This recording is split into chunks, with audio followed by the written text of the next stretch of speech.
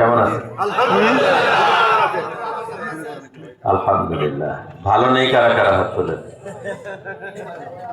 সবাই ভালো? সবাই ভালো আছে? মন খারাপ? কষ্ট হচ্ছে? তাহলে আগায় আসেন, সবাই আগে আসেন, সবাই একদম সবাই, যার সামনে জায়গা আছে সে আগাইতে হবে। ওঠেন নাকি? এই যে বসে রয়েছেন এখানে পিছনে, এই যে গেটের সামনে আপনারা বসে আছেন, ওঠেন। এই যে দাঁড়ানো ভাইয়েরা চলে যাইতেছে, বুঝতেছেন না? এই গেটের সামনে যারা আছেন, পথের সামনে যারা আছেন, ওঠেন। আমি আপনাদেরকে উঠতে বলতেছি, আমার এই সামনে যারা বসে আছেন ওঠেন, উঠে আগান, তাড়াতাড়ি আগান। এই গেটের সামনে যারা বসছেন আগান। আশ্চর্য কথা, এই গেটের সামনের কথাটা আমি 10 বার বললাম, আপনারা এখনো বসে।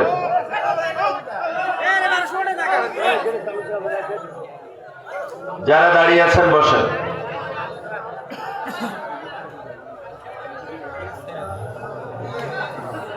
এই গতবারের তুলনায় লোক কম না বেশি? গত বছরের তুলনায় লোক কম না বেশি? বেশি মনে হয়েছে।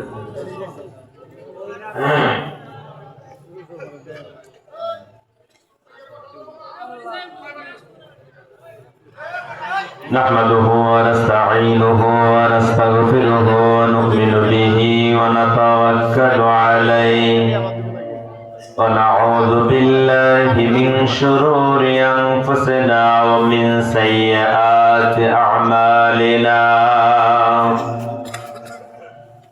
من يهدي الله فلا مضل له ومن يضلل فلا هادي له ونشهد أن سيدنا وسندنا وحبيبنا ومولانا محمدا عبده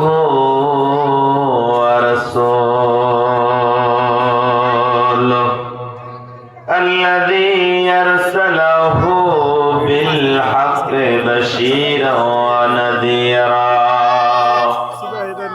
وداعيا إلى الله بإذنه وسراجا منيرا فقد قال الله تبارك وتعالى في كلامه المجيد والفرقان الحميد.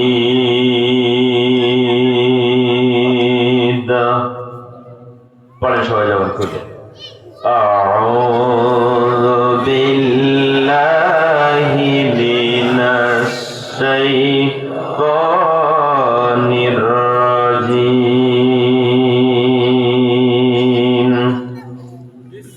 بسم الله الرحمن الرحيم.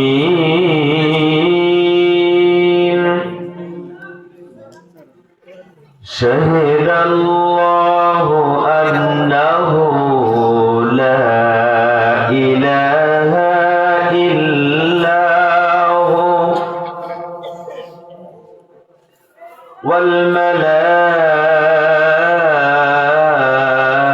والملائكة وأولو العلم قائما بالقسط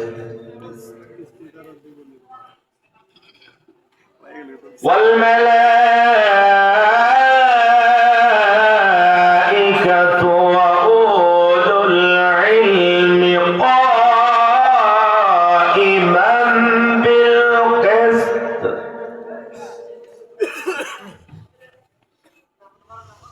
لا إله إلا هو العزيز الحكيم.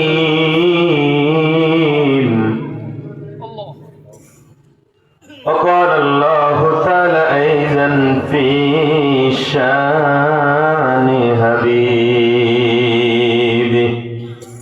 تكريما وتهزيما إن الله وملائكته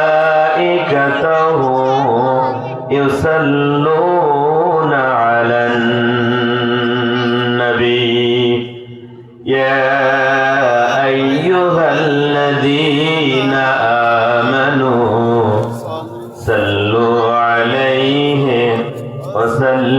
وسلموا تسليما اللهم صل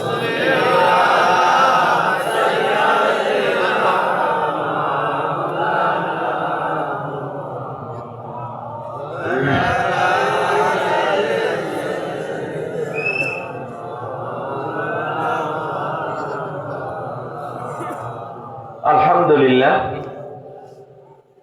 গাইবান্ধা জেলার ফুলছড়ি থানার অন্তর্গত এরেন্দাবাড়ি হরিচণ্ডী বাজার ব্যবসায়ীদের উদ্যোগে আয়োজিত 2 দিন ব্যাপী ঐতিহ্যবাহী 23তম তাফসীরুল কোরআন মাহফিল সম্মানিত সুযোগ্য সভাপতি, দ্বিতীয় দিনের সভাপতি, অত্যন্ত হৃদয়ের কাছে যার অবস্থান, এই অঞ্চলে যিনি আমাকে আরো 8-10 বছর আগে আবিষ্কার করেছিলেন, প্রথম নিয়ে এসেছিলেন, বড় ভাই মাওলানা এস.এম. জয়নুল আবেদিন কাদেরী, আল্লাহ রাব্বুল আলামিন তার প্রিয় গোলামটিকে আমৃত্যু কোরআনের খেদমতের জন্য, কোরআনের প্রচার প্রসারের জন্য, এলাকার মানুষের দ্বীনি খেদমতের দায়ী এবং খাদেম হিসেবে আল্লাহ রাব্বুল আলামিন তাকে কবুল করুন বলে আল্লাহুম্মা আমিন। আরো জোরে বলেন আমিন। আজকের মাহফিলের প্রধান অতিথি জনাব মোহাম্মদ আমিনুল ইসলাম, পৃষ্ঠপোষক জনাব মোহাম্মদ আকবর হুসাইন, বিশেষ অতিথিবৃন্দ। আলোচনা পেশ করেছেন বিশিষ্ট ইসলামিক চিন্তাবিদ, মুফাসসিরে কোরআন, প্রখ্যাত আলেমে দ্বীন জনাব হযরত মাওলানা মুফতি হামিদুল ইসলাম জামালপুরী। একটু আগে আলোচনা পেশ করেছেন, অল্প সময়ে আপনাদের মনোযোগ আকর্ষণ করেছেন প্রিয় ছোট ভাই মাওলানা বুলবুল আহমেদ বাশার বগুড়া সহ উপস্থিত সম্মানিত উলামায়ে হযরত, স্নেহধন্য উপস্থাপক,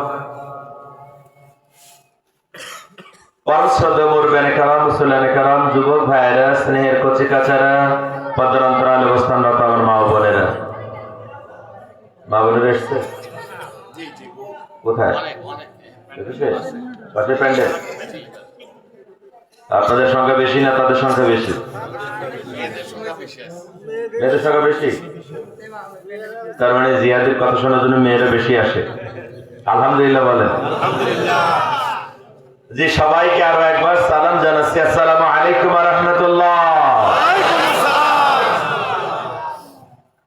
আল্লাহ রাব্বুল ইজ্জাতুল জালাল তার শুকরিয়া আদায় করছি। আমরা সবাই মিলে জোরে সোরে বলছি আলহামদুলিল্লাহ। আরেকটু আওয়াজ দিয়ে বলেন আলহামদুলিল্লাহ। আওয়াজ কি আর আছে না শেষ? আরো আছে? বের করেন এবার সব একসাথে করে, একটু কেশে নেন সবাই, কাশি দেন, শক্তি গলার কাছে নিয়ে আসছেন, বলেন আলহামদুলিল্লাহ। রব্বানা লাকাল হামদ হামদান কাসীরান তাইয়্যিবান মুবারাকান ফীহি ইয়া রাব্বি লাকাল হামদ কামা ইয়ানবাগি লিজালালি ওয়াজহিক ওয়া আযীমিস সুলতান। শুকরিয়া করলাম কার? সকল অবস্থায় শুকরিয়া হবে কার? সুখে হোক দুঃখে হোক, মামলায় হোক আর আয়না ঘরে হোক, শুকরিয়া হবে কার? ভোটের মাঠে হোক আর খানখায় হোক, সকল অবস্থায় শুকরিয়া হবে কার? সকল অবস্থায় কার শুকরিয়া হবে ভাই? চাষাবাদের সময়, মাছ ধরার সময়, শিক্ষকতা করার সময়, বউরে ধরে মারার সময়। সকালবেলা একটারও কপালে নাস্তা জুটবে না। আল্লাহ শুকরিয়া আদায় করে নাকি বউ ধরে মারবে, স্ত্রীকে মারবে। পাশে যে তারা বসে রয়েছে এই কথা বেমালুম ভুলে গিয়েছে ভাই।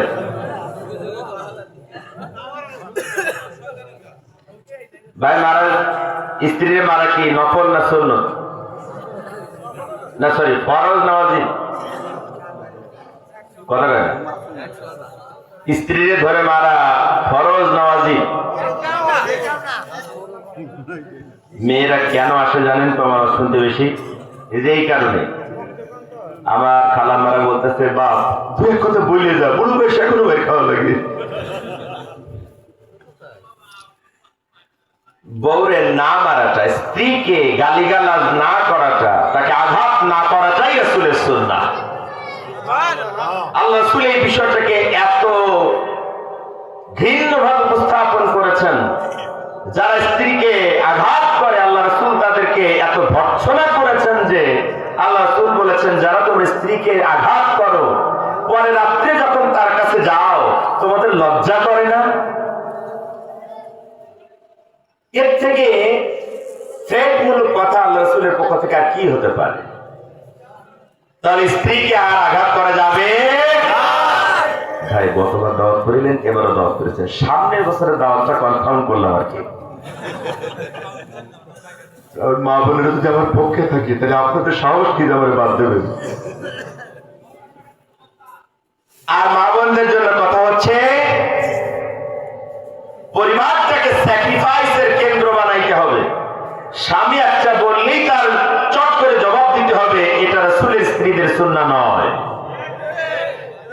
স্বামী যদি রাগত স্বরে কিছু বলে সে সময় চুপ করে থাকবেন, পরে যখন দেখবেন শান্ত হয়েছে তখন এটা শোধ নিবেন যে এটা বললে কেন। দুজন যদি একসাথে রেগে যান তাহলে তো মারামারি শুরু হয়ে যাবে, এটা করা যাবে না। কেমন? বিশ্ব নবীর প্রতি দুরূদ আর সালাম বলছি সাল্লাল্লাহু আলাইহি ওয়াসাল্লাম। শহীদ ভাইদের শাহাদাতের সর্বোচ্চ মর্যাদা কামনা করছি, যারা রক্ত আর জীবন দিয়ে বদর, উহুদ, খন্দক থেকে নিয়ে আজ অবধি আমাদের পর্যন্ত ইসলাম পৌঁছে দিয়েছেন। রব্বুল আলামিন তাদের শাহাদাতের সর্বোচ্চ মর্যাদা দান করুন। রব্বুল আলামিন তাদেরকে জান্নাতের উচ্চ মাকাম দান করুন, বলি আল্লাহুম্মা আমিন। সম্মানিত ভাইরা, কথা অনেক হয়ে গিয়েছে অলরেডি। কয়েকজন বক্তা কথা বলেছেন, আমার কাদির ভাইয়ের হুঙ্কার শুনেছেন, আমার বুলবুলের অল্প সময়ের গোছালো কিছু কথা শুনেছেন। এখন আমার দায়িত্ব হচ্ছে দোয়া করা, এটাই বাকি আছে শুধু। ঠিক না ভাই? আমি যদি এখন দোয়া করে দিই আপনাদের জন্য লাভ, কারণ বাড়িতে তাড়াতাড়ি ঘুমাইতে হবে, হবে না? আচ্ছা, যদি না হয় তাহলে চুপচাপ বসেন, উঠলে কিন্তু সমস্যা আছে। আমার ভাইয়ের, আমার বন্ধুরা, ঘুরে ধরা এই সমাজটাকে যখন নতুন করে ইসলামী আঙ্গিকে গড়বার জন্য প্রত্যয় নিয়ে উলামায়ে কেরাম শহর থেকে গ্রাম, গ্রাম থেকে গ্রামান্তরে যখন ছুটে চলেছে, ইসলামপন্থীরা যখন নতুন করে আশায় বুক বেঁধে নতুন সমাজ ব্যবস্থার জন্য যখন চাতক পাখির ন্যায় তাকিয়ে আছে, তখন আমরা দেখতেছি বাংলার আনাচে কানাচে, বাংলার রাজনীতির মঞ্চে, বিভিন্ন মিডিয়ার সামনে কিছু লোকেরা এটা সহ্য করতে না পেরে আবল তাবল বকতেছে। ঠিক না? কিছু উলামায়ে কেরাম তাতে বাতাস দিচ্ছে, ঘি ঢালতেছে, আছে না নাই? কিছু ভাইরাল নামের ভাইরাস বক্তারা এসে চাঁদাবাজ, লুণ্ঠনকারী, টেম্পো দখলকারীদের পক্ষে কথা বলতেছে। ঠিক না? আমরা সাবধান করতে চাই তাদের। কথা বলবা তো কোরআন সুন্নাহ দিয়া বলবা, কারো দালালি করার জন্য কথা বললে জিহ্বা টেনে আল্লাহ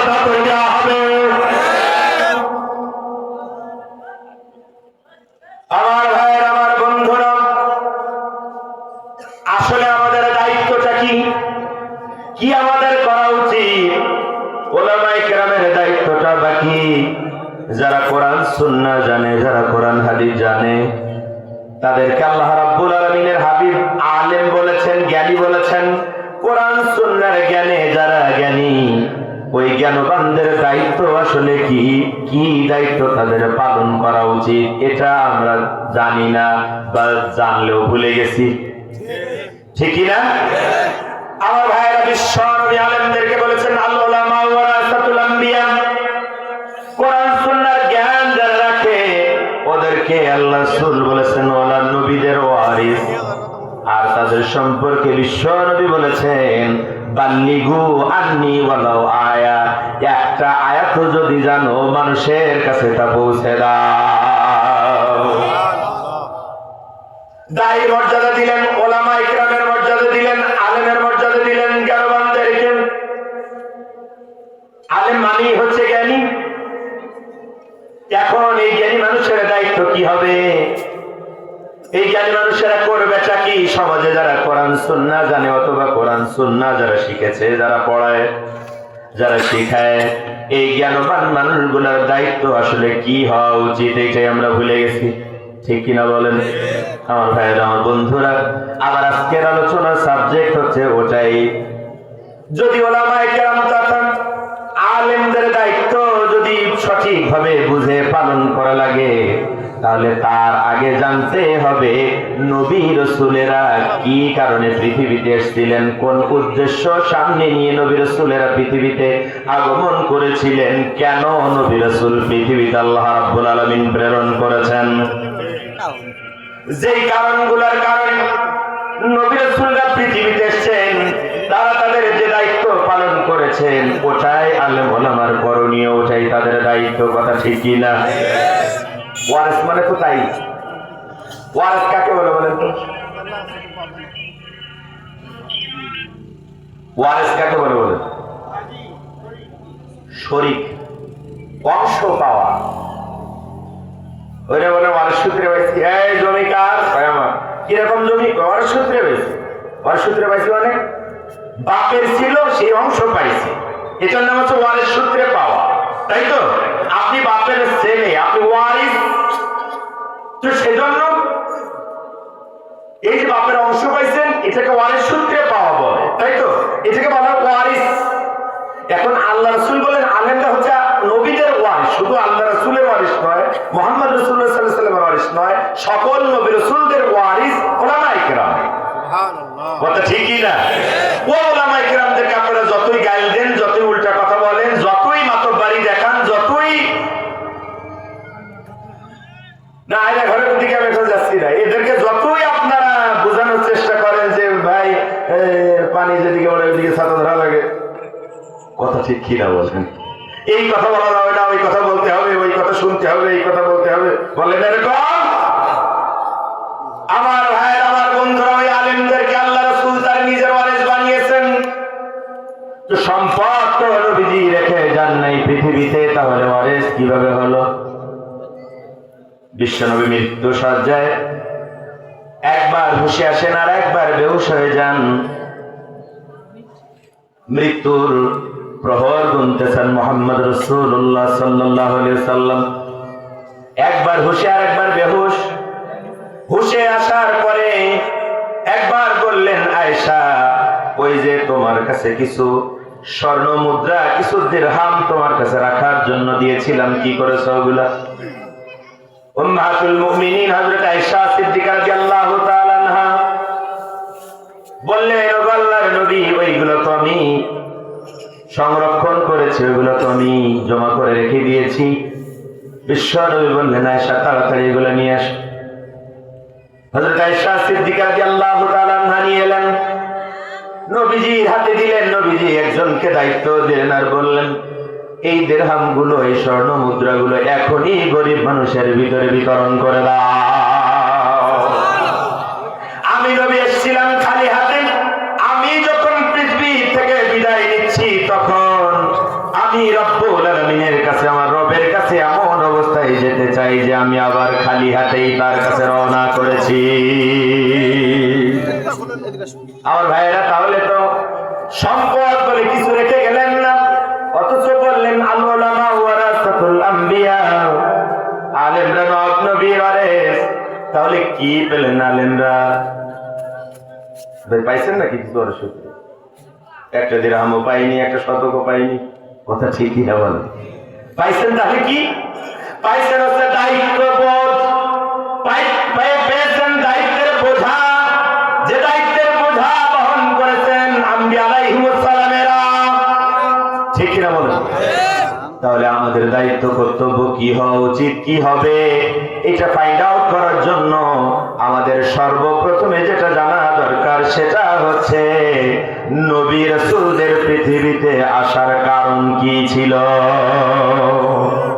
কোরআন সুন্নাহ গবেষণা করলে আপনি বেশ কিছু কারণ খুঁজে পাবেন, 10-15টা কারণ সহজভাবে খুঁজে বের করতে পারবেন। কিন্তু আমি আমার ক্ষুদ্র জ্ঞান দিয়ে কোরআন সুন্নাহ গবেষণা করে অনেক দিন ধরে চেষ্টা করে আমি নবী রাসূল আগমনের পিছনে মৌলিক 5টা কারণ খুঁজে বের করেছি। সকল নবী রাসূলদের বেলায় প্রযোজ্য মৌলিক 5টা কারণে নবী রাসূলেরা পৃথিবীতে এসেছেন।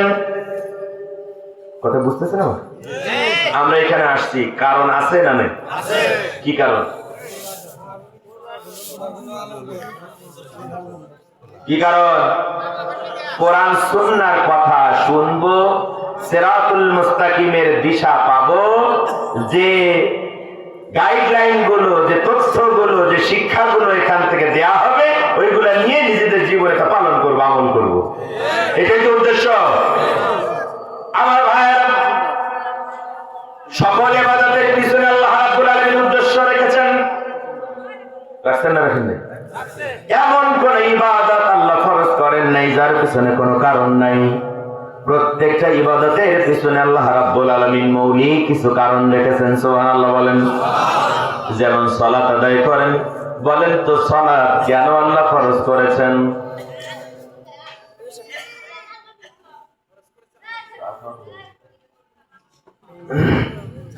বলেন। নামাজ পড়েন কেন? ভাই আমি আর অফ করবো না, পারলে আপনার এলাকার লোক, আপনি অফ করে আমি চলে যাচ্ছি। এত বছর অফ করি, নামাজ কেন পড়ে যদি বলতে না পারে তো ওদের অফ আমি করবো কি? না, আল্লাহকে কিসের রাজি খুশি করেন? আল্লাহ রাব্বুল আলামিন নামাজ কেন ফরজ করেছেন, আপনি কেন সালাত আদায় করেন, ওই কারণটাই জাতি জানে না।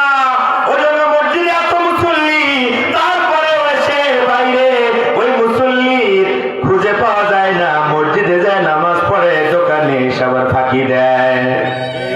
মসজিদে যায় নামাজ পড়ে, অফিসে এসে আবার সুদ খায়, ঘুষ খায়। অফিসে বসে, দোকানে বসে জেনা ব্যভিচারও করে, ফাঁকিও দেয়। ঠিক কিনা? আবার বলে আমরা কি নামাজ পড়িনি? ওই দেখো, আবার বলছে 70-80 রেখা তো নাকি পড়ে, সে লোকেরা খুঁজে পাওয়া যাচ্ছে না। আমার ভাইয়ের, আমার বন্ধুরা, সালাত ফরজ করেছেন আল্লাহ, তার পিছনে কারণ দিয়েছেন 2টা। কয়টা? ইন্নাস সালাতা তানহা আনিল ফাহশাই ওয়াল মুনকার। কার কথা? জোরে বলেন আল্লাহু আকবার। আল্লাহ রাব্বুল আলামিন বলেন সালাত, নিশ্চয় সালাত সালাত আদায়কারীকে সব রকমের পাপাচার আর অশ্লীলতা থেকে ফিরিয়ে রাখে। সুবহানাল্লাহ বলবেন না? তার মানে নামাজ ফরজ করা হয়েছে সব রকমের অশ্লীলতা আর পাপাচার থেকে ফিরিয়ে রাখার জন্য, ফিরে থাকার জন্য। এখন আপনি নামাজ পড়ার পরে যদিও আপনি মিথ্যা বন্ধ করতে না পারেন, সুদ ঘুষ জেনা ব্যভিচার পরকিয়া হত্যা ধর্ষণ ছিনতাই চাঁদাবাজি রাহাজানি লুটতরা যদি বন্ধ না হয়, সালাত আদায় করার পরেও যদি পর্দা মানতে না পারেন, পরকিয়া যদি বন্ধ না হয়, তাহলে বুঝতে হবে কাঙ্ক্ষিত মানের সালাত আদায় হচ্ছে না। যাকাত কেন ফরজ করা হয়েছে? সমাজের দারিদ্র্য বিমোচনের জন্য। কেউ ছাদতলায় থাকবে, কেউ গাছতলায় থাকবে, এই রীতি যাতে সমাজে প্রতিষ্ঠিত না হয় সেজন্য সমবন্টনের ভিত্তিতে সমাজের অসহায় নিপীড়িত মানুষের ধনীর সম্পদে অধিকার দেওয়ার জন্য যাকাত ভিত্তিক অর্থনৈতিক ব্যবস্থাকে ফরজ করা হয়েছে। সুবহানাল্লাহ বলেন। রোজা ফরজ করা হয়েছে মুত্তাকি বানানোর জন্য, লাআল্লাকুম তাত্তাকুন। পর্দা ফরজ করা হয়েছে ইফতিজিং, ধর্ষণ আর পরকীয়া থেকে নারী জাতিকে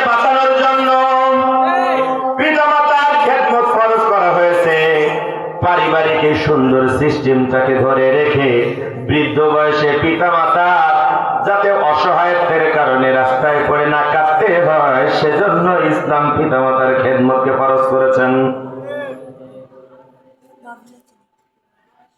ইসলামী রাজনীতি আল্লাহ রাব্বুল আলামিন কেন ফরজ করেছেন? এটাও ফরজ, আগের গুলো ফরজ এটা জানতো, এইটা আবার বললেন কে? আপনাদের এত বলি এই কথাটা পাবেন না, তাও আপনারা না করলে হয়। কথা বলেন কেন? দুর্নীতি, অপশাসন, জুলুম, লুটপাট, ছিনতাই, রাহাজানি রডের বদলে বাঁশ দিয়া বন্ধ করার জন্য, দেশের টাকা চুরি করে বিদেশে পাঠানো বন্ধ করার জন্য রব্বুল আলামিন আল্লাহ বীর সৎ লোকদেরকে ইসলামী রাজনীতি করার জন্য নির্দেশ করেছেন।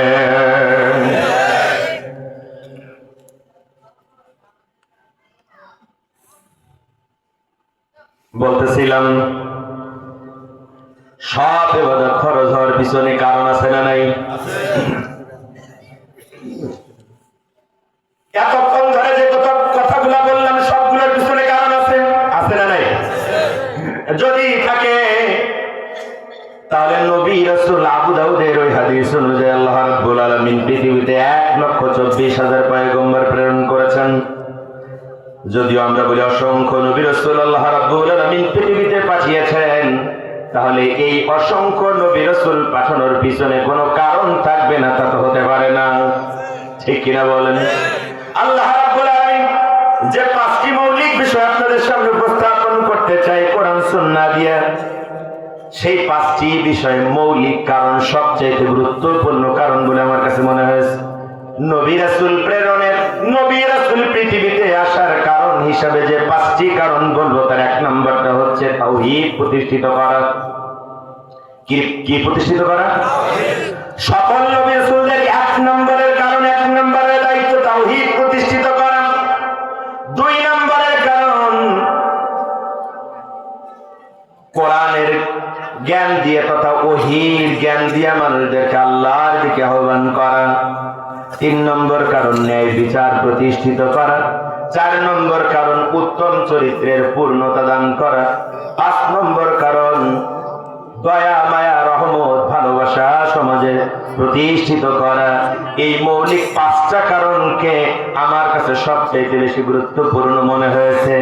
এই 5টা কারণ যদি আমরা বুঝতে পারি, এই 5টা কারণ যদি মেমোরিতে ডাউনলোড করতে পারি, এই 5টা কারণ যদি মানতে পারি, জীবনে যদি এটার প্র্যাকটিস করতে পারি, তাহলে আবার মদিনার সেই সোনালী রাষ্ট্র এদেশে কায়েম হতে পারে।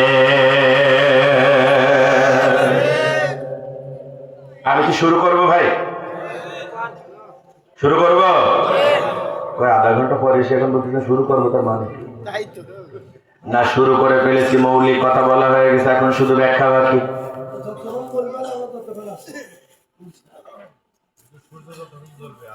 আমার ভাইয়েরা, আমার বন্ধুরা খেয়াল করেন, প্রথম দায়িত্ব নবীদের তাওহীদ প্রতিষ্ঠিত করা। কি প্রতিষ্ঠিত করা? তাওহীদ মানে হচ্ছে আল্লাহর একত্ববাদ। ইলা কয়জন? আল্লাহ কয়জন? তার জাত, তার সিফাত, তার ক্ষমতা, তার আইনের সাথে কাউকে শরীক করা যাবে না। এই 4টা মৌলিক জায়গায় শরীক করা যাবে না, বরং এই 4 জায়গায় শুধুমাত্র কেবলমাত্র আল্লাহকে ইলাহ হিসাবে, রব হিসাবে মানতে হবে। এটাই তাওহীদের মূল কথা। সুবহানাল্লাহ বলেন। তাওহীদ প্রতিষ্ঠা, আল্লাহর একত্ববাদ প্রতিষ্ঠা, এটা নবীদের, সকল নবীদের, সকল রাসূলদের এটা হচ্ছে ফার্স্ট প্রায়োরিটি, 1 নম্বরের দায়িত্ব। এই তাওহীদের ব্যাপারে আল্লাহ রাব্বুল আলামিন নিজে বলেছেন, কোন আপোষ করেন নাই। নিজের ব্যাপারে, নিজের তাওহীদের ব্যাপারে আল্লাহ রাব্বুল আলামিন অন্য কারো তোয়াক্কা করেন নাই, অন্য কারো সাক্ষ্যর প্রয়োজন মনে করেন নাই, অন্য কারোর উদ্ধৃতি, সাক্ষী এইগুলার তোয়াক্কা আল্লাহ রাব্বুল আলামিন না করে নিজের তাওহীদের সাক্ষ্য আমার আল্লাহ নিজেই দিয়েছেন। সুবহানাল্লাহ। আরো জোরে বলেন সুবহানাল্লাহ। আল্লাহ এই জায়গায় অহংকারী। সুবহানাল্লাহ বলেন। আল্লাহ নিজের তাওহীদ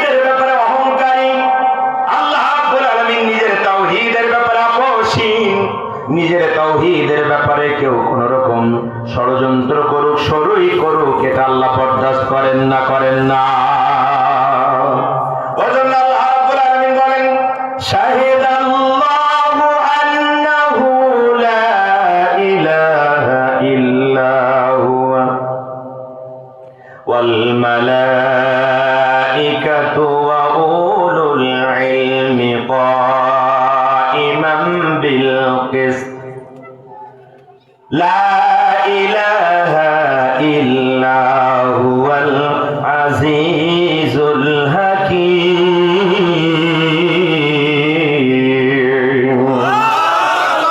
আল্লাহ রাব্বুল আলামিন সূরা আল ইমরানের 18 নম্বর আয়াতে বলেন, শাহাদাল্লাহু আন্নাহু লা ইলাহা ইল্লাল্লাহ, আল্লাহ সাক্ষ্য দিচ্ছেন তোমাদের ইলাহ মাত্র একজন, আর কোন ইলাহ নাই। কে সাক্ষ্য দিচ্ছেন? আল্লাহ নিজের কথা নিজে বলতেছেন, সুবহানাল্লাহ বলেন। আল্লাহ সাক্ষ্য দিচ্ছেন তিনি ছাড়া আর কোন ইলাহ নাই। এই সাথে রব্বুল আলামিন ফেরেশতার জ্ঞানবানদেরকে শরীক করেছেন। আল্লাহ রাব্বুল আলামিন বলেন, আর ফেরেশতা এবং জ্ঞানীরাও জানে, সাক্ষ্য দেয় তাদের ইলাহ কয়জন? কয়জন? একজন। আর তিনিও মুখাপেক্ষী এবং মহাজ্ঞানী। সুবহানাল্লাহ। আল্লাহ রাব্বুল আলামিন নিজের তাওহীদের কথা এভাবে বলার পরে আমার নবী আপনার নবীকে জানাচ্ছেন, নবী হ্যাঁ, তোমার আগে যত নবী এসেছিল, যত রাসূল এসেছিল, আমি কিন্তু তাদেরকেও এই তাওহীদের ব্যাপারে, এই তাওহীদ প্রতিষ্ঠার ব্যাপারে একই রকম নির্দেশ করেছিলাম। কষ্ট হচ্ছে আপনাদের? 2-3 জন উঠেছেন কেন? না উঠলে আমি মনোযোগ করবো, সোজা কথা। আমার ভাইয়ের, আমার বন্ধুরা, রব্বুল আলামিন নবীকে জানাচ্ছেন তাওহীদের ব্যাপারে, নবী হ্যাঁ, ওয়া মা আরসালনা মিন ক্বাবলিকা মিন ক্বাবলিকা মির রাসূলিন ইল্লা নূহি ইলাইহি আন্নাহু লা ইলাহা ইল্লা আনা ফা'বুদনি। 21 নম্বর সূরা সূরা আম্বিয়ার 25 নম্বর আয়াতে আল্লাহ রাব্বুল আলামিন বলেন, নবী হ্যাঁ, তোমার আগে যত নবী রাসূল এসেছিল, আমি তাদেরকে এই মর্মে নির্দেশ করেছিলাম যে তোমাদের ইলাহ হচ্ছেন একজন, তিনি ছাড়া আর কোনো ইলাহ নাই। ফা'বুদনি, অতএব তোমরা সেই ইলাহর গোলামি করো। গোলামি হবে কার?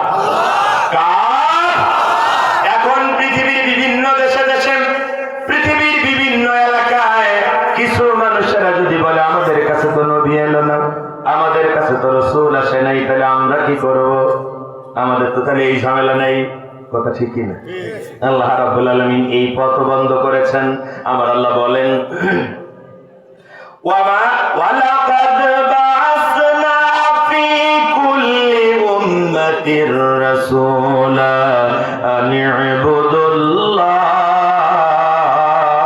ওয়াজতানিবুত তাগুত।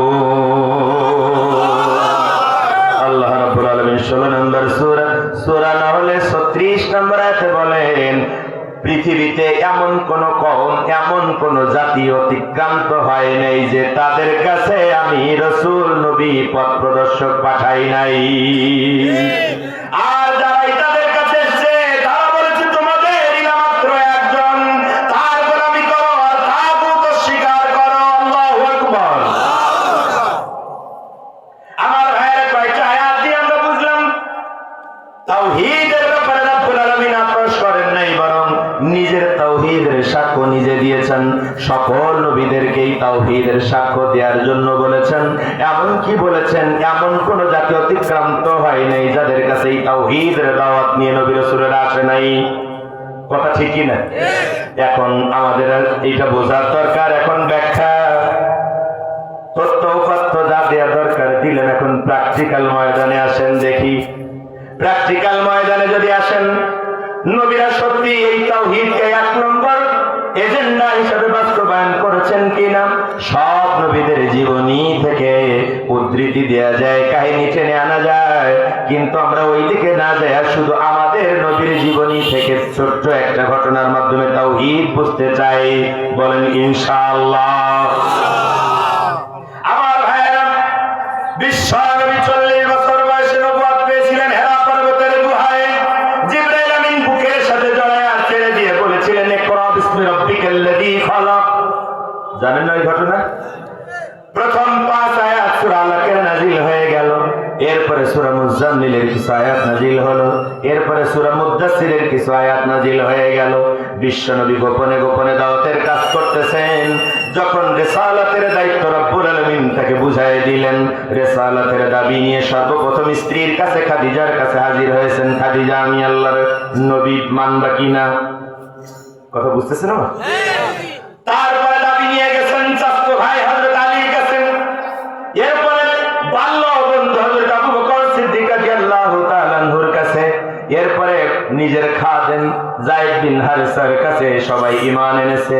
এভাবে গোপনে একামতে দ্বীনের দাওয়াত, তাওহীদের দাওয়াত দিতে থাকলেন। বিশ্ব নবী 2 বছর গোপনে দাওয়াতের কাজ করলেন। কয় বছর?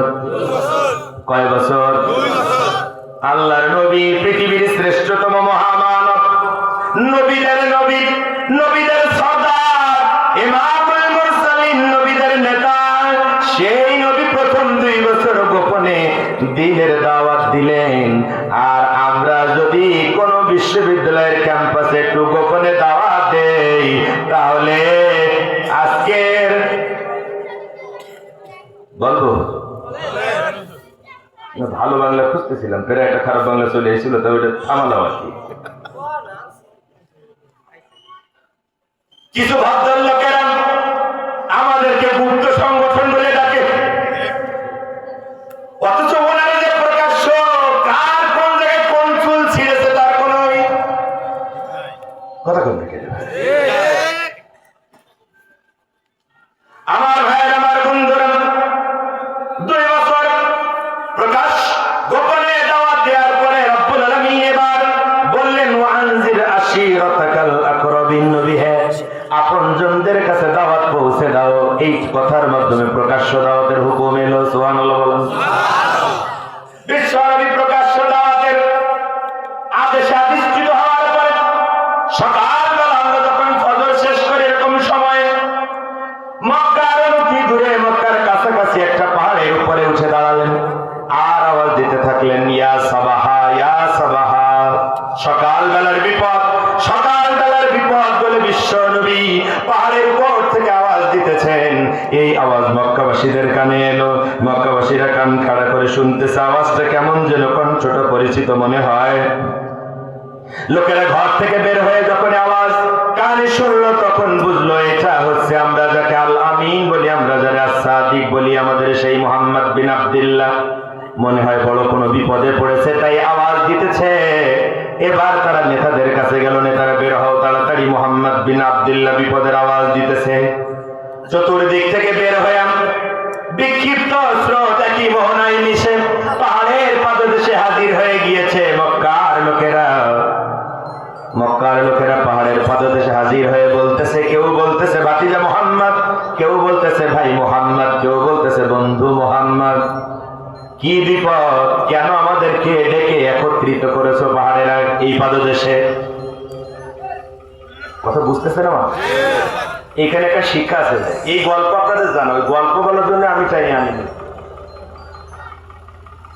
দেখেন তো, যে যুগটাকে ডেজ অফ ইগনোরেন্স বলা হয়, অন্ধকারাচ্ছন্ন যুগ, মূর্খতার যুগ, জাহালাতের যুগ, অত্যন্ত খারাপ যুগ বলে আখ্যায়িত করা হয়। যেই যুগটাকে, যেই সমাজের লোকগুলাকে, ওই সমাজের লোকগুলার যেটুকুন মানবিকতা ছিল, যেটুকুন মনুষ্যত্ব বোধ ছিল, আজকে আধুনিক যুগের মানুষ হয়েও তো আমাদের ভিতরে সেই মানসিকতা, সেই মনুষ্যত্ব বোধ আজকে আর নাই। ঠিক কি না? এই ঠিকটা আন্দাজে বলেছেন, হুজুর বলতে বলেছে তাই বলেছেন, না বুঝেই বলে ফেলেছেন। আমি যদি বলি কারণ বলেন তো বলতে পারবেন না। আবেগে বলা যাবে না, আবেগী হওয়া যাবে না, বিবেককে কাজে লাগাইতে হবে, না বুঝলে চুপ করে থাকতে হবে। মনে থাকবে কথা। আমার ভাইয়েরা দেখেন, মক্কার সেই খারাপ মানুষগুলো যাদেরকে মূর্খ বলে ডাকি, জাহেল বলে যাদেরকে ডাকি,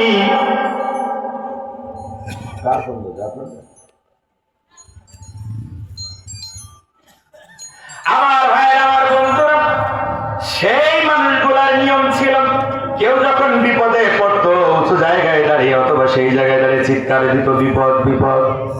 আর এই কথাগুলো যারা শুনতো, যাদের কান পর্যন্ত পৌঁছাইতো, তারা ছুটে আসতো ওই মানুষটাকে উদ্ধার করবার জন্য। এইটা ওদের সমাজে প্রতিষ্ঠিত একটা রেওয়াজ ছিল, রসম ছিল। সেইটাকে কাজে লাগাইয়া বিশ্ব নবী পাহাড়ের উপরে দাঁড়ায়া বিপদ বিপদ বলে ওদেরকে আওয়াজ দিয়েছে, আর ওরা সবাই নবীকে সাহায্য করবার জন্য হাজির হয়েছে। কথাটাই কিনা বলেন? আমার ভাইয়ের, আমার বন্ধুরা খেয়াল করেন, সেই জাহিলি যুগের মানুষগুলো কেউ বিপদে পড়লে তাকে উদ্ধার করার জন্য তার কাছে যাইত। অথচ আমরা যারা আধুনিক, আমরা যারা মডার্ন বলে দাবি করি, আমরা যারা ডিজিটাল যুগের লোক, তাদের সামনে রাজপথে লগিয়ার বৈঠা দিয়া মানুষকে পিটিয়ে পিটিয়ে হত্যা করা হয়। ইতর জানোয়ারের মতো তাদের লাশের উপরে উঠে নাচানাচি করা হয়। ওই মানুষটার নাক দিয়ে গাল দিয়ে কান দিয়ে রক্ত বের হয় আর চিৎকার করে আল্লাহ বাঁচাও বাঁচাও। অথচ এদেশের তৌহিদি জনতা তাকে বাঁচানোর জন্য তার কাছে যায় না। একটা মানুষ সাজা না দেওয়ার অপরাধে তার বাড়ির থেকে তুলে এনে রাস্তায় পাথর দিয়ে আঘাত করে করে তার মাথাটা থেতলে হত্যা করা হয়। সে সাহায্যের জন্য আহ্বান জানায়, কিন্তু এই জাতির লোকেরা তাকে সাহায্য করতে যায় না। তার মানে বোঝা গেল ওদের যে মানবিকতা মনুষ্যত্ববোধ ছিল আমাদের তার থেকেও এখন আরো কম। কথা ঠিক কিনা? তার কারণ আমরা কোরআন থেকে দূরে সরে গিয়েছি। আমার ভাইয়েরা, মূল কথা যেটা বলতেছিলাম, বিশ্ব নবী পাহাড়ের উপর আমরা কয় ভাই আপনাদের দেখার স্বার্থে উঁচু জায়গায় বসছি, ঠিক কিনা? আপনারা বসছেন নিচে, ওই পাশে দেখতেছেন না তো? দেখতেছেন? আমরা চাইলে ওই পাশে যাই একটু দেখতে পারি, আপনারা তো পারতেছেন না, ঠিক কিনা? ধরে নেন এরকম একটা পরিবেশ, রাসূল পাহাড়ের উপরে দাঁড়ানো, নিচে মক্কার লোকেরা যারা তাকে চেনে, যারা তার আপনজন, যারা তার চাচা, ভাই, বিয়াই, বন্ধু, তারাই। এরা এসছে কেন? কেন এসছে এরা? এই পাহাড়ের তাদের দেশে এসছে কেন? রাসূলকে সহযোগিতা করার জন্য। রাসূল বিপদে পড়েছে, বিপদ থেকে উদ্ধার করার জন্য চেয়েছে, নাকি বলেন? রাসূল বিপদের আওয়াজ দিয়েছে, সকালবেলার বিপদ, সকালবেলার বিপদ। কি সেই বিপদ? মুহাম্মদ বিন আব্দুল্লাহ বিপদে পড়লো কিনা উদ্ধারের জন্য তারা এসেছে, তোমার বিপদের খবর নেওয়ার জন্য। কথা ঠিক কিনা? রাসূলকে বললো, মুহাম্মদ কি বিপদ, কেন আওয়াজ দিয়েছো, কেন ডেকে এক জায়গায় করলে? নবীজি আমার বলতেছেন, খেয়াল করবেন, একটা কথা খুব মনোযোগ দিয়ে শুনবেন, খুব মনোযোগ দিয়ে শুনবেন, মৃত্যুর আগে বলা যাবে না। একদিকে নবীজির 42 বছরের জীবন, আর একদিকে মাত্র 42 সেকেন্ডের একটা থিওরি দাঁড় করাইছেন। এই 42 সেকেন্ডের থিওরির কাছে 42 বছরের বন্ধুত্ব, ভালোবাসা সব মেলান হয়ে শত্রু হয়ে গিয়েছে। নবীজি বললেন, ও মক্কার লোকেরা, আমি যদি বলি আমি পাহাড়ের উপরে থাকার কারণে আমি ও পাহাড় দেখতেছি, ও পাশ তোমরা দেখছো না। এখন আমি যদি বলি পাহাড়ের অন্য পাশে একদল শত্রু বাহিনী অস্ত্র নিয়ে রেডি হতেছে তোমাদের উপরে আক্রমণ করবার জন্য, এই খবর আমি যদি তোমাদের কাছে দেই, তোমরা গ্রহণ করবা কিনা, বিশ্বাস করবা কিনা? মক্কার লোকেরা কি বলছিল বলেন তো? কি বলছিল মক্কার লোকেরা? এই যে ওরা যা জবাব দিচ্ছিল কাফের হয়ে, আপনারা মুসলমান হয়ে তাও সে জবাব দিতে পারলেন না। ওরা বলেছিল মুহাম্মদ অবশ্যই বিশ্বাস করব। এরকম 10 বছর বিশ্বাস করবো বলে নাই, তারা বলেছিল অবশ্যই বিশ্বাস করবো মুহাম্মদ। তার কারণ তুমি এই দীর্ঘ সময় ধরে 40-42 বছর ধরে জীবনে একবারের জন্য একটা মিথ্যা কথা বলো নাই। কোন খেলার ছলে, কোন রসিকতার ছলে একটা মিথ্যা বলো নাই। একদিনের জন্য প্রতারণা করো নাই, চালাকি করো নাই, প্রবঞ্চনা করো নাই, ধোঁকাবাজি করো নাই। এজন্য আমরা তোমাকে আল আমিন বলেছি, as-সাদিক বলেছি। অতএব আজকে যদি তুমি বলো পাহাড়ের ওপাশে শত্রু আছে, আমাদের আক্রমণ করবে, এই খবর তুমি যদি দাও, আমরা অবশ্যই তোমার খবর বিশ্বাস করি। কথা বুঝবেন, কিন্তু এই জায়গায় ঘটনা আপনারা জানেন। নবীজি প্রকাশ্য দাওয়াত দিবেন, মক্কাবাসীদের এক জায়গায় করে নবীজি যেন তার পিছনের জীবনের যে ভালো কাজ, যে ভালো চরিত্র, তার জন্য আরেকবার সাক্ষী নিলেন। রাসূল যেন এটা বলতে চাইলেন 42 বছর ধরে ওরা আমাকে আলামিন বলে, সাদিক বলে, আমাকে ভালো মানুষ বলে, বিশ্বাস করে। ওদের সেই বিশ্বাস এখনো আমার উপরে তেমনটা আছে কিনা ওইটাই জন্য নবীজি যাচাই করে নিলেন। যদি বলি শত্রু আছে, মানবা কিনা, বিশ্বাস করবা কিনা? ওরা বললো হ্যাঁ বিশ্বাস করব। এবার নবীজি বললেন, যদি বিশ্বাস করো তাহলে তোমরা পড়ে নাও লা ইলাহা ইল্লাল্লাহ তুফলিহুন। যারা উলামায়ে কেরাম যারা ইতিহাস পড়েন তারা জানেন, নবীজি যেদিন প্রকাশ্য দাওয়াত দিলেন পাহাড়ের উপরে দাঁড়ায়া, সেদিন পুরা কলেমার দাওয়াত দেন নাই। কারণ কলেমার ভিতরে দুইটা দাওয়াত, একটা তাওহীদ আর একটা রিসালাত। বিশ্ব নবী প্রথম দিন তাওহীদের দাওয়াত দিয়েছিলেন, রিসালাতের দাওয়াত দেন নাই। এ দিয়ে প্রমাণিত হয় নবীদের ফার্স্ট প্রায়োরিটি, 1 নম্বরের এজেন্ডা হচ্ছে তাওহীদ প্রতিষ্ঠিত করা। আমার ভাইয়ের, আমার বন্ধুরা, নবীজি বললেন মক্কার লোকেরা তোমরা লা ইলাহা ইল্লাল্লাহ পড়ে নাও, মেনে নাও, তুফলিহুন, আর সফল হয়ে যাও। নবীজির দাওয়াত হচ্ছে তোমরা যদি লা ইলাহা ইল্লাল্লাহ মেনে নাও, বিশ্বাস করো, তাহলে তোমরা সফল হয়ে যাবে। বিশ্ব নবী সফলতার এই দাওয়াত যখন ওদের কাছে, তাওহীদের এই দাওয়াত যখন দিলেন, তখন ওরা ফুলের মালা এনে রাসূলের গলায় পরায় দিয়ে রাসূলের হাতে হাত রেখে ইসলাম গ্রহণ করে ফেললো। বলেন কি সুবহানাল্লাহ, মানে কি জন্য সুবহানাল্লাহ? রাসূলের এই দাওয়াত শুনে ওরা ইসলাম গ্রহণ করে ফেলছিল। তো আপনাদের সুবহানাল্লাহ বলে শুনে তো বোঝা যায় যে না, এরা দাওয়াত কবুল করছিল। প্রথম দিন করছিল দাওয়াত গ্রহণ। কি করছিল? মক্কার সবচাইতে আপন যেই লোকটা, নিজের আপন চাচা, যেই চাচার 2 ছেলের সাথে রাসূলের 2 মেয়ে বিয়ে দেয়া, জবল বিয়ায় আবার চাচা, এত গভীর সম্পর্ক মক্কায় আর কারোর সাথে নবীর ছিল না। সেই আবু লাহাব সাথে সাথে পাথর একটা তুলে নিয়ে রাসূলের দিকে নিক্ষেপ করে বলল, তাব্বান লাকা ইয়া মুহাম্মদ, ও মুহাম্মদ তুমি ধ্বংস হয়ে যাও, নাউযুবিল্লাহ। ওই পাথর নবীর শরীরে লেগে ফেটে রক্ত পর্যন্ত বের হয়ে গেল। ইতিহাস লেখে কিছু কিছু ইতিহাস। আমার ভাইয়ের, আমার বন্ধুরা খেয়াল করেন, রাসূলকে পাথর মারার এই অপচেষ্টা, এই অহমিকার কারণে রব্বুল আলামিন সূরা লাহাব নাযিল করে আবু লাহাবের প্রতিশোধ নিয়েছিলেন, সেটা ভিন্ন আলোচনা। কিন্তু আমার ভাইয়ের, আমার জানার বিষয়, নবীদের 1 নম্বর এজেন্ডা তাওহীদের দাওয়াত। সেই তাওহীদের দাওয়াত নবীজি দিলেন মক্কার লোকদের কাছে। আর মক্কার লোকেরা দাওয়াত শোনার সাথে সাথেই কেন 42 বছরের পরীক্ষিত বন্ধু, পরীক্ষিত ভাই, পরীক্ষিত বেয়াই, পরীক্ষিত প্রতিবেশী, প্রকৃত ব্যবসায়ী, পরীক্ষিত আপনজন, মাত্র 42 সেকেন্ডের এই থিওরির কারণে কেন 42 বছরের বন্ধুত্ব নষ্ট করে শত্রু বানায় ফেললো? তাহলে কি আছে এই তাওহীদের দাওয়াতের মধ্যে?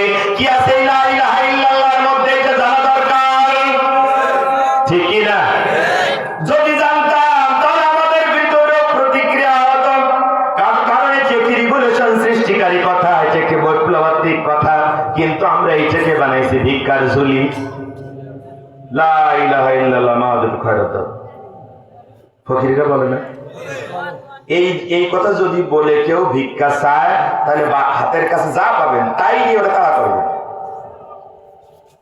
ভিক্ষা তো দিবেন না, বরং লাঠি দিয়ে তাড়া করবেন। এটা আমার কথা না, এটা হচ্ছে ইমামে আযম আবু হানিফা রাহমাতুল্লাহ আলাইহির কথা। যদি কলেমা পড়ে কেউ কোনো ভিখারি ভিক্ষা চায়, তাহলে ওরা লাঠি দিয়ে তাড়াবা। কারণ এটা ভিক্ষার কলেমা নয়, এটা হচ্ছে পৃথিবীতে সকল মতবাদকে নিশ্চিহ্ন করে আল্লাহর বিধানকে প্রতিষ্ঠিত করার প্রথম মন্ত্র।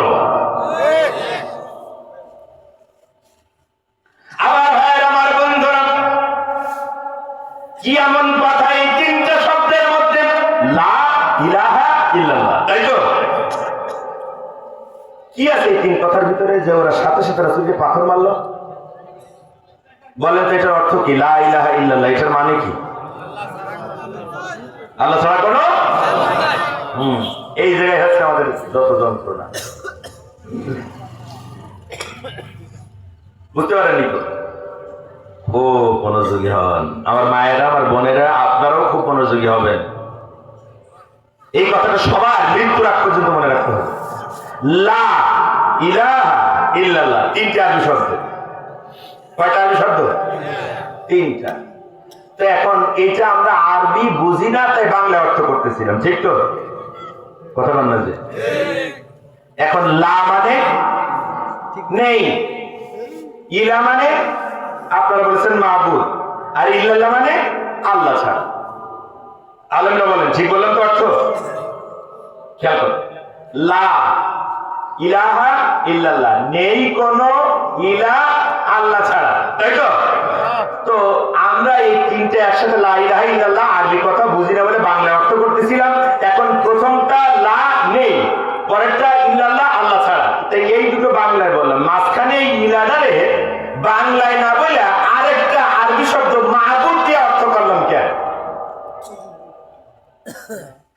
মাহবুদ মানে হচ্ছে ইবাদত পাওয়ার যোগ্য, তার মানে আল্লাহ ছাড়া ইবাদত পাওয়ার যোগ্য আর কেউ নেই, গোলামি পাওয়ার যোগ্য আর কেউ। এটা ভুল আমি তো বলি না, কিন্তু শুধু এই কথাটা দিয়ে ইলার অর্থ হয় না। ইলা শব্দটা আরবিতে একটা ব্যাপক অর্থবোধক শব্দ। বাংলায় অন্তত 5 থেকে 6টা শব্দ বলা লাগবে ইলার সঠিক অর্থ করার জন্য, কিন্তু আমাদের শুরু থেকে আজ অবধি এইটার ব্যাখ্যাটা বাংলায় আমাদের বোঝানো হইল না। আমি কিছু মুরব্বী আলেমদের সাথে এই ব্যাপারে কথা বলেছি। আমি বললাম, হুজুর, 3টা শব্দ আরবি বুঝতেছিলাম না, বাংলায় বোঝার জন্য আরবি অর্থ করতেছিলাম। তো এই দুটো বাংলায় অর্থ করে মাঝখানের এই ইলাটারে মাহবুদ দিয়ে অর্থ করলেন কেন? ওইটার বাংলা দিয়ে অর্থ করলেন না কেন? তো যারা আমারে ভালো চেনে তারা বলে, এটা তো তুমিও জানো, এইটার 5-6টা শব্দ বলা লাগবে, কলেমার অর্থ লম্বা হয়ে যাবে, মানুষেরা মনে রাখতে পারবে কি পারবে না, সেজন্য শর্ট করা হয়েছে। আমি বললাম, হুজুর, আমার বিবেক মানে না, কারণ যেটা পড়া না পড়ার উপরে আমার ঈমান আর বেঈমানি নির্ভর করে। যেটা বুঝে পড়লে আমি ঈমানদার, আর যেটা গ্রহণ না করলে আমি বেঈমান। যেটার উপরে আমল করলে আমি জান্নাতি, যেটার উপরে আমল না করলে আমি জাহান্নামে যাব। সেই মূল কথাটা, ঈমানিয়াতের প্রথম কথাটা যদি আরো 3 লাইন বলা লাগে তাহলে অসুবিধা কি? এটাই তো আমার মূল বক্তব্য। কথা ঠিক কিনা বলেন? এটা আমরা বুঝি নাই বলে আজকের কাদেরি ভাইরা, মাওলানা কাদেরিরা, বুলবুলেরা আর জিহাদিরা মাসের পরে মাস জেল খাটে, রিমান্ডে যায়, আর কিছু লোকের এটার জিকির করে হালুয়া রুটি পায়। কথা ঠিকই না? কারণ আমরা এটা বুঝি নাই। আপনি বলতেছেন যে কি লা ইলাহা ইল্লাল্লাহ, তার মানে আপনি বলতেছেন ইলা মানে হচ্ছে জীবনদাতা, রিজিক দাতা, আইন দাতা, শাসনকর্তা, হুকুমদাতা। আমার ভাইয়ের, আমার বন্ধুরা, তার মানে আপনি বলতেছেন নেই কোনো আইনদাতা, বিধানদাতা, শাসনকর্তা, হুকুমদাতা, রিজিক দাতা, জীবনদাতা আল্লাহ ছাড়া।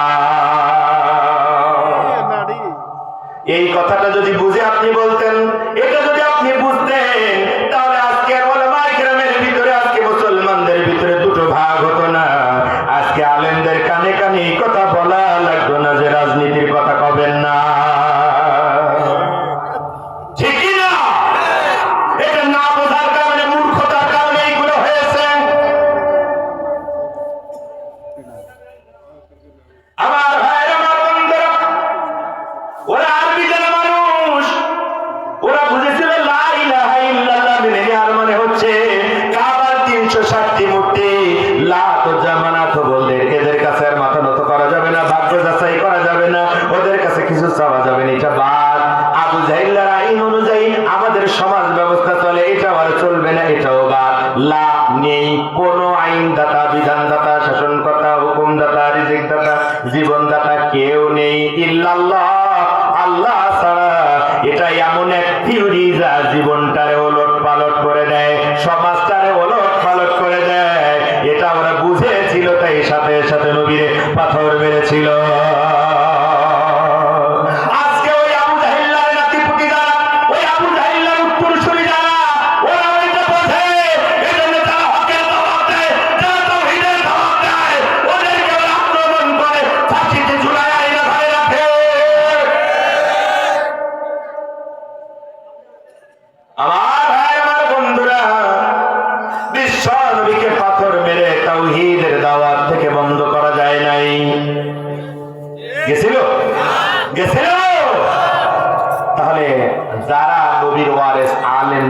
ওদেরকে কি এই তাওহীদের দাওয়াত থেকে বন্ধ করা যাবে ভাই? কত ব্যাঙের মধ্যে লাফায় কোনো লাভ নাই। কথা ঠিক কিনা? আগামীর বাংলাদেশ হবে আলেম ওলামার বাংলাদেশ, আগামীর বাংলাদেশ হবে কোরআনের বাংলাদেশ। ঠিক কিনা? কারা রাজি আছেন কোরআনের বাংলাদেশ দেখার জন্য? হাত তুলে দেখান। আল্লাহ কবুল করুন বলি আমি। আমার ভাইরা নবীরা এই মিশন পূর্ণ না করা পর্যন্ত ক্ষান্ত হন নাই। কথা ঠিক কিনা? নবীজি 13 বছর দাওয়াত দিলেন মক্কায়, পালায় চলে গেলেন আবু বকরকে সাথে নিয়ে মদিনায়। মনে আছে কিনা এই ঘটনা? 8 বছর মদিনার প্রেসিডেন্ট বিশ্ব নবী, সুবহানাল্লাহ বলেন। মদিনার রাষ্ট্র কায়েম হয়েছে, মদিনার স্টেট কায়েম হয়েছে, মদিনার প্রেসিডেন্ট আমার নবী। 8 বছর পরে আজকে মদিনার রাষ্ট্রনায়ক মুহাম্মদুর রাসূলুল্লাহ 10,000 সাহাবী নিয়ে মক্কা বিজয় করবার জন্য মক্কার উপকণ্ঠে হাজির হয়ে গিয়েছেন। সুবহানাল্লাহ। ফজরের সালাত আদায় করে নবীজি মক্কায় প্রবেশ করলেন। সর্বপ্রথম কাবা ঘরে ঢুকলেন। বিশ্ব নবী 13 বছর এই কাবায় একটা সেজদা দিতে পারেন নাই। কাবার আঙিনায় দাঁড়িয়ে সেজদা দিয়েছেন। সেজদারত অবস্থায় উটের পচা নাড়ি ভুড়ি তার উপরে চাপিয়ে দেওয়া হয়েছে। নামাজরত অবস্থায় তার গলায় চাদর পেঁচিয়ে ফাঁসিতে ঝুলানো হয়েছে। এই তাওহীদের দাওয়াত দেওয়ার কারণে 3 বছর শিবে আবু তালিবের জেলখানায় জেল খেটেছেন নবীজি। তারপরে তাকে মেরে ফেলার ষড়যন্ত্র হলো, পালিয়ে চলে গেলেন মদিনায়। সেই নবী আজকে যখন কাবা ঘরে ঢুকতেছেন তখন বলেন তো নবী কি খালি হাতে ঢুকতেছেন না হাতে কিছু আছে? কি আছে? কি লাঠি? লাঠি কি আছে? নবীজির হাতে পাওয়ার আছে। এই লাঠি মানে কি? পাওয়ার, ক্ষমতার লাঠি। এই লাঠি দিয়ে আল্লাহ জামানাতের নাক কানগুলো পিটিয়ে ভাঙলেন আর বললেন এইগুলোর সব বাইরে ফেলে দাও, আল্লাহর ঘরকে আল্লাহর গোলামদের জন্য মুক্ত করে দাও। সুবহানাল্লাহ বলবেন না? মূর্তিগুলোকে আল্লাহর ঘর থেকে মূর্তিগুলোকে বের করে দিয়ে নবীজি বললেন, বেলাল, ও বেলাল, কাবার দেয়ালে ওঠো আর একবার আযান দিয়ে নতুন করে তাওহীদ প্রতিষ্ঠার ঘোষণা দিয়ে দাও। আমার ভাইয়ের এই পয়েন্টের আলোচনা এখানে শেষ করতে চাই।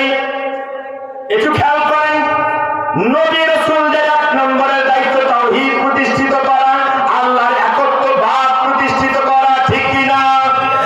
নবীজি তা করেছেন নাকি করেন নাই? কথা বলেন না কেন?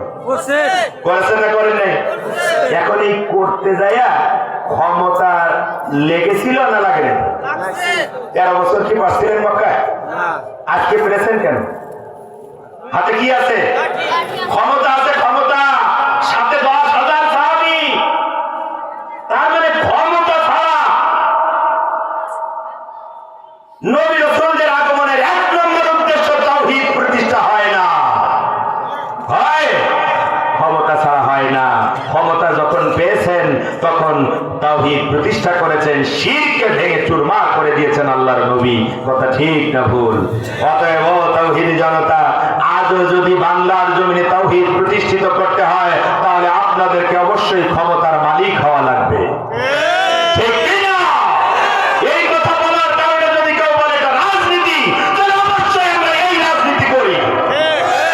আমরা কোরআন সুন্নাহ রাজনীতি করি, আমরা ধর্ম ব্যবসা করি না। একদল লোক বলতেছেন আমরা নাকি জান্নাতের টিকিট বিক্রি করি। কথা কয় নাকি? কথাটা নাকি কয় ধর্ম ব্যবসায়ীরা জান্নাতের টিকিট বিক্রি করতেছে, বলে না? বলে কি না বলেন না? আপনাদের এলাকায় বলে? বলছে? এখন আপনারা কয়জনে সেই টিকিট কিনেছেন? হাত তোলেন না। যদি কেউ পেয়ে থাকেন, আমার বাবার, আমার স্থাবর অস্থাবর যত সম্পত্তি আছে সব আপনাদেরকে দিয়ে দেব, শুধু ওই টিকিটটা আপনি আমারে দেবেন। আছে একজন? তাহলে এই নোংরা মিথ্যা বাজে কথা কেন বলা হয়? জান্নাতের কোনো টিকিট নাই যে বিক্রি করব। আমরা জান্নাতের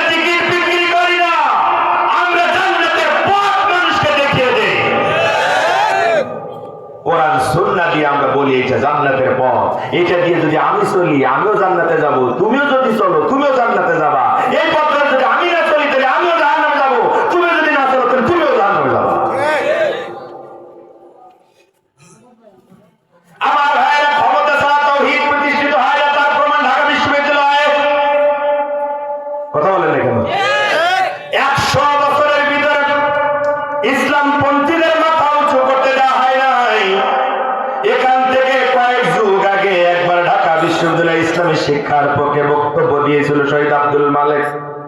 এই বক্তব্য দিয়ে হলে ফিরে যেতে পারে নাই। তখনকার ছাত্র ইউনিয়নের নেতারা ওই রাশেদ খান, মেনন, হাসানুল হক, ইনওয়ার, তোফায়েলরা তাকে হকি স্টিক দিয়া পিটায়া, তাকে চাইনিজ কুড়ুল দিয়ে কোপায়া ঢাকা বিশ্ববিদ্যালয়ের সবুজ চত্বরকে সেদিন লাল করে দিয়েছিল শহীদ আব্দুল মালেককে শাহাদাত করে দিয়ে। সেখান থেকে কয়েক যুগ চলে গিয়েছে, ইসলাম পন্থীদের মাথা উঁচু করতে দেওয়া হয় নাই। কিন্তু যখন সময় এলো, বাদরামি করার সুযোগ যখন বন্ধ হয়ে গেল, যখন একটা খোলামেলা ভোট হলো, তখন সেই ভোটে সাধারণ শিক্ষার্থীরা তাওহীদ পন্থীদেরকে একেবারে ভূমিধস বিজয় দিয়েছে।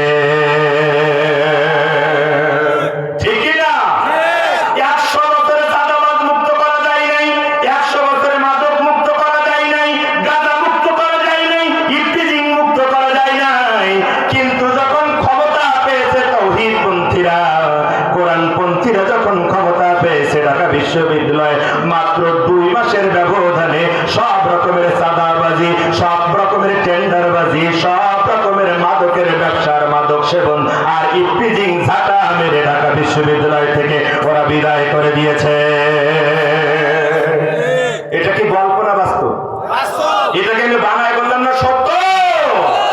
তাহলে ফুল ছড়িয়ার দেওয়ানগঞ্জের তাওহীদ জনতা, আমাদের কলিজার টুকরা সন্তানের, আমাদের ছোট ভাইরা যদি ওই ঢাকা বিশ্ববিদ্যালয়ের মতো বাংলাদেশের মিনি সংসদে যদি আল্লাহর বিধানের একটু আঁচ দেওয়ার কারণে যদি ঢাকা বিশ্ববিদ্যালয় মাদক মুক্ত, সন্ত্রাস মুক্ত, চাঁদাবাজ মুক্ত হতে পারে, তাহলে আমরা তাদের পিতা, আমরা তাদের চাচা, আমরা তাদের বড় ভাই হয়ে ওদের কাছ থেকে শিক্ষা নিয়ে আগামীর দিনে তাওহীদ প্রতিষ্ঠার মাধ্যমে, কোরআন সুন্নাহর আইন প্রতিষ্ঠার মাধ্যমে, কোরআন সুন্নাহর পক্ষে যারা আছে ওদেরকে বিজয়ী করার মাধ্যমে বাংলাদেশ থেকে সন্ত্রাস, চাঁদাবাজ আর মাদক মুক্ত করতে কারা কারা চাও হাত তুলে দেখাও।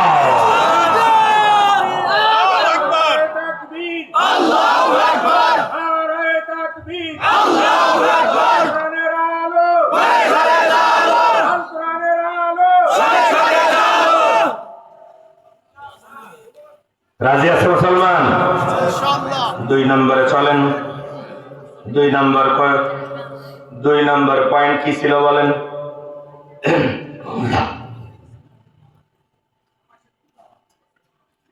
ছাত্র যদি এইরকম হয়তো শিক্ষক তো ফাঁকি দেবে। 2 নম্বর পয়েন্ট কি ছিল? কোরআন দিয়া মানুষদেরকে আল্লাহর দিকে ডাকতে হবে। কি দিয়া? কি দিয়া? ভালো করে বলবেন, এই পয়েন্টে সবচেয়ে বেশি গাঞ্জাম বাংলাদেশে। এই পয়েন্টটা ভালো করে বুঝবেন। এই পয়েন্টে অনেকগুলো কথা আছে, অনেকের গায়ে লাগতে পারে, তাতে আমার কিছু এসে যায় না। আমি কোরআন সুন্নাহর কথা বলবো, কথা ঠিকই না? যে কথা হাসিনার মতো লেডি ফেরাউন 16 বছরে বন্ধ করতে পারে নাই, ওই আলেমদের মুখের কথা বন্ধ করে দেওয়ার স্বপ্ন যারা তোমরা দেখো, তোমরা বোকার স্বর্গে বাস করতেছো। ঠিক না? আলেমদের কণ্ঠ জীবন থাকবে যতদিন, কণ্ঠ চলবে ততদিন। আমার ভাই, আমার বন্ধুরা, 2 নম্বর পয়েন্ট, ওহীর জ্ঞান দিয়া মানুষদেরকে আল্লাহর দিকে ডাকতে হবে। এটা নবীদের 2 নম্বরের দায়িত্ব, 2 নম্বরের কারণ। কথা মনে আছে তো? কথা 2 নম্বরের দায়িত্ব, আল্লাহর দিকে মানুষদেরকে ডাকতে হবে। আল্লাহ রাব্বুল আলামিন তাই বলেন, উদউ ইলা সাবিলি রাব্বিকা বিল হিকমা ওয়াল মাউইজাতুল হাসানা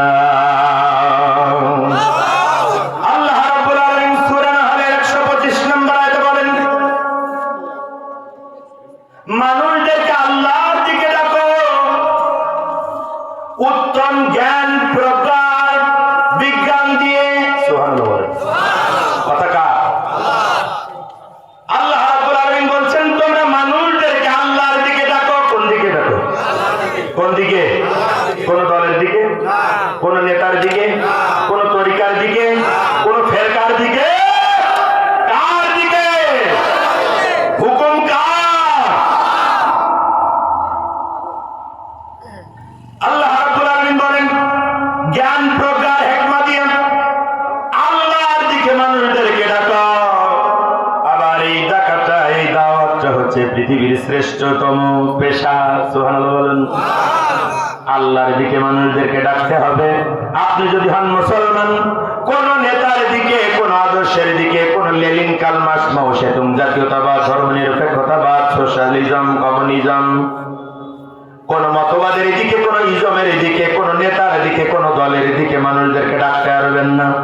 না আপনার বাপের আদর্শের দিকে, না আপনার স্বামীর আদর্শের দিকে, না আপনার নিজের আদর্শের দিকে, না কোন লেনিন, কার্ল মার্কসের আদর্শের দিকে মানুষদেরকে ডাকতে পারবেন না, পারবেন না, পারবেন না। কার কথা? আল্লাহ বলেন আল্লাহর দিকে মানুষদেরকে ডাকো। সুবহানাল্লাহ বলবেন না? এখন আল্লাহর দিকে যারা মানুষদেরকে ডাকে ওদের বিপদ আছে না নাই? কথা কয় না? বড় না ছোট? এখন বিপদ যদি বড় হয়, পুরস্কারটা বড় হওয়া উচিত কিনা? কথা কয় না? পরীক্ষা যত বড়, কষ্ট তত বেশি, কিন্তু পাস করে গেলে পুরস্কারটা সারা জীবনে যা পড়ে বিসিএস দেওয়ার আগে তার চেয়ে বেশি পড়ে। আপনারা সাধারণ মানুষ আবার বুঝবেন কিনা, বিশেষ পরীক্ষা দেয় না? ম্যাজিস্ট্রেট হয়, জজ হয়, লেকচারার হয় সরকারি কলেজের। ক্লাস 1 থেকে নিয়ে মাস্টার্স পর্যন্ত যা পড়েছে এই বিসিএস দেওয়ার জন্য পরবর্তী 1 বছরে তার থেকে বেশি পড়ালেখা করা লাগে। কেন? কারণ এইটা একটা বড় পরীক্ষা, সবচেয়ে বড় পরীক্ষা, ঠিক কি না? এর পুরস্কারটাও বড়। আমার ভাইয়েরা, এখন আল্লাহ রাব্বুল আলামিন বললেন মানুষদেরকে আহ্বান করো আল্লাহর দিকে। এই কাজ যারা করবে ওদের উপরে অত্যাচার হবে, নিপীড়ন হবে, জুলুম হবে। এটা আল্লাহর থেকে ভালো আর কেউ জানে? সেজন্য আল্লাহ রাব্বুল আলামিন বললেন দুনিয়ার লোকেরা শোনো, যারা আল্লাহর দিকে মানুষদেরকে ডাকবে তাদের ব্যাপারে আমার বক্তব্য শোনো। সুবহানাল্লাহ। আমার আল্লাহ বলেন ওয়ামান আহসানু কাওলাম মিম্মান দাআ ইলাল্লাহ ওয়া আমিলা সালিহান ওয়া ক্বালা ইন্নানী মিনাল মুসলিমিন।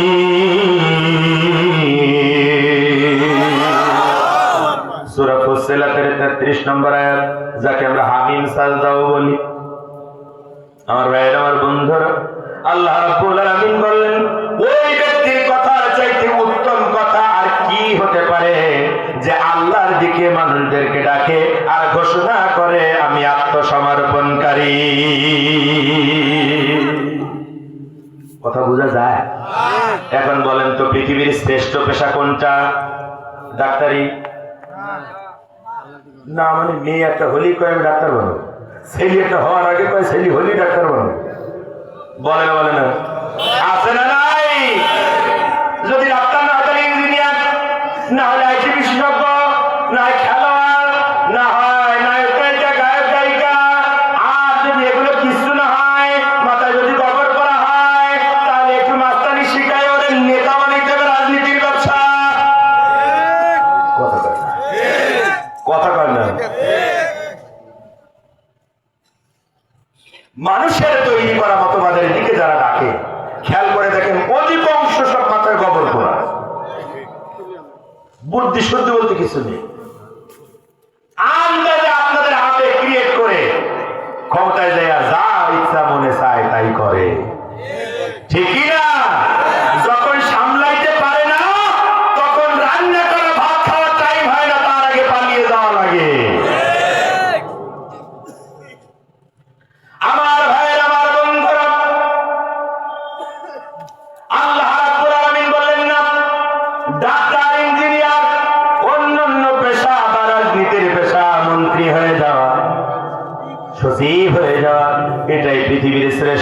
পেশা নয়, বরং পৃথিবীর শ্রেষ্ঠতম পেশা হচ্ছে আল্লাহর দিকে মানুষদেরকে ডাকা। কথা ঠিক কিনা? ডাকতে হবে কি দিয়া? কথা বলেন, কি দিয়া?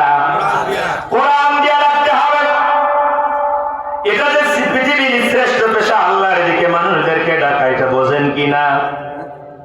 বিশেষ হয় আপনাদের আল্লাহর দিকে মানুষদেরকে ডাকা কোরআন দিয়ে, এটাই পৃথিবীর শ্রেষ্ঠ পেশা। এটা বিশেষ হয়।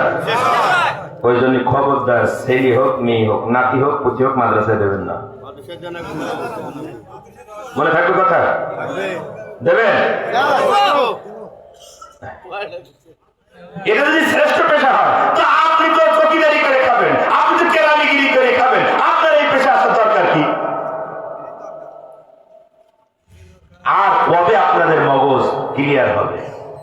ওরে ছেলের আগে নুরানিতে দেন, হেফজ করান, ওরে চাকরি হবেন পাস করায়, ইসলামের ন্যূনতম জ্ঞান শেখান, তারপরে ডাক্তার ইঞ্জিনিয়ার যা বানাবেন বানান। ও তারপরে যদি ডাক্তার ইঞ্জিনিয়ার ব্যারিস্টার যা হয় হোক, ও আর নাস্তিক হবে না, দেশের টাকা চুরি করে বিদেশে নিয়ে যাবে না। আমার ভাইয়ের, আমার বন্ধুরা, এটা শ্রেষ্ঠ পেশা। তার প্রমাণ দুটো দেব। একটা ডাক্তার জাকির নায়েক, আর একটা কোরআনের পাখি আল্লামা সাঈদী। কথা কয় নাকি? এই যে হার্টের ডাক্তার, ডক্টর জাকির নায়েক ছিলেন হার্টের ডাক্তার, হার্টের অপারেশনের ডাক্তার, উপমহাদেশের শ্রেষ্ঠ একজন ডাক্তার। যদি তখন থেকে উনি হার্টের কাজ করতেন, তাহলে আজকে ডেভি শেঠির নাম আপনাদের মুখস্থ হইতো না, আপনাদের জাকির নায়েকের নাম মুখস্থ করতে হইতো। আচ্ছা বলেন তো, উপমহাদেশে হার্টের সবচাইতে বড় ডাক্তার কে? কে? এই যে কয়েকজন বলে ডেভি শেঠি। না, ডেভি শেঠি না, বাংলাদেশে তার বাড়ি। এবার বলেন তার নাম? ডক্টর জাহাঙ্গীর কবির। ডক্টর জাহাঙ্গীর হোসেন নয় তো না, জাহাঙ্গীর হোসেন। ওই যে আমিরে জামাত ডক্টর শফিকুর রহমানের হার্টের অপারেশন করেছে যে ডাক্তার, উনি এ পর্যন্ত হার্টের অপারেশন করেছেন 28,000। কয় হাজার? আর ডেভি শেঠি করেছে 15,000। তাহলে ডেভি শেঠি চাইতে ডবল বড় ডাক্তার হচ্ছে আমাদের বাংলাদেশে, অথচ তার কোনো পরিস্থিতি নেই। আমরা শুধু ভারতের 5 গোলাম হওয়ার কারণে ডেভি শেঠি চিনি। জাতির ভাগ্য খুলবে কবে? আর আমার ভাইয়ের, আমার বন্ধুরা, ডক্টর জাকির নায়েক হার্টের যদি অপারেশন করে বড় ডাক্তার হতেন, তাহলে উপমহাদেশের কিছু মানুষেরা তাকে চিনত, বা পৃথিবীর 2-1 কোটি মানুষ তাকে চিনত। ঠিক কিনা বলেন? কিন্তু তিনি এই ডাক্তারি পেশা, যেটা আমাদের কাছে স্বপ্নের মতো, আমাদের বাচ্চাদের ডাক্তার বানাইতে চাই, কোটি টাকা ব্যয় করতে রাজি। ঠিক কিনা? কিন্তু সেই পেশাটাকে বাদ দিয়া ডক্টর জাকির নায়েক আল্লাহর বলা পেশা, মানুষদেরকে আল্লাহর দিকে ডাকা, এটাই পৃথিবীর শ্রেষ্ঠতম পেশা। এই পেশাটা গ্রহণ করার কারণে বলেন তো, শুধু মুসলমানেরা তারে চেনে না, হিন্দুরাও চেনে, ইহুদিরা চেনে কিনা, খ্রিস্টানেরা চেনে কিনা? পৃথিবীর এমন কোন রাষ্ট্র কি আছে যে সেই রাষ্ট্রে জাকির নায়েকরে চেনে না? এমন জায়গা আছে নাকি? কেন? কারণ আল্লাহর দিকে মানুষদেরকে ডাকে। ঠিক কিনা? আল্লামা সাঈদী যদি পীর হইতেন, পীর হওয়ার জন্য 12 বছর ধরে তার উপরে জোর করা হয়েছে, চাপাই দেওয়া হয়েছে যে পীর হও, শুধু এই দলটা বাদ দাও, কিছু করা লাগবে না, মুরিদ আমরা দেবো। কথা কয় না? তিনি যদি পীর হইতেন, মুরিদের অভাব হইত না, হয়তো 2-1 কোটি মুরিদ হয়ে যাইত। কিন্তু 54 বছর ধরে আল্লাহর কোরআন দিয়ে মানুষদেরকে আল্লাহর দিকে ডাকার কারণে গোটা পৃথিবীর বাংলা ভাষাভাষী মানুষরা, অন্য ভাষার মানুষেরাও তাকে চেনে, ভালোবাসে। ঠিক কিনা? শেষ কথা বলি, আহসানুল্লাহ জিহাদিরে মাওলানা রায়হানুল কবিরকে সাতক্ষীরা থেকে দাওয়াত দিয়ে এই চেয়ারে, সম্মানের চেয়ারে বসাইছেন কিনা? কথা কন। জিয়াদির বাপ একজন চাকরিজীবী মানুষ, মাওলানা মানুষ, টাকা পয়সা কম ছিল না। যদি ডাক্তার বানাইতো, জিয়াদি ডাক্তারও হইতে পারত।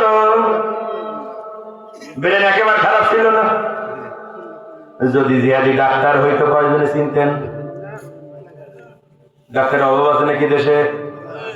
চিনতেন? চিনতেন? ধরেন চিনতেন, তা কি আমার দাওয়াত দিয়ে নিয়ে এই জায়গায় বড় করে নাম লিখে এই চেয়ারে বসাইতেন? হতে পারে না। ওই যে হুজুর আমরা হ্যাঁ বলি কি করে, ওটা আপনার পক্ষে যাচ্ছে সব।